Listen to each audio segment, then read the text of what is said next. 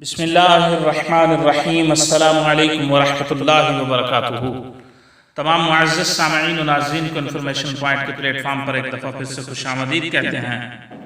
معزز سامعین و ناظرین، ہماری آج کی ویڈیو کا عنوان ہے جس عورت کی پہلی اولاد لڑکی ہو اس کے بارے نبی کریم صلی اللہ علیہ وسلم نے کیا ارشاد فرمایا ہے۔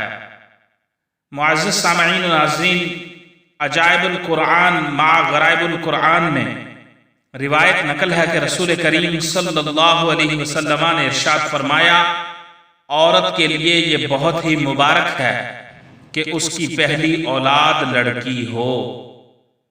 معزز سامعین و ناظرین، جس عورت کی پہلی اولاد لڑکی ہو اس کے بارے میں نبی کریم صلی اللہ علیہ وسلم کا فرمان کیا ہے؟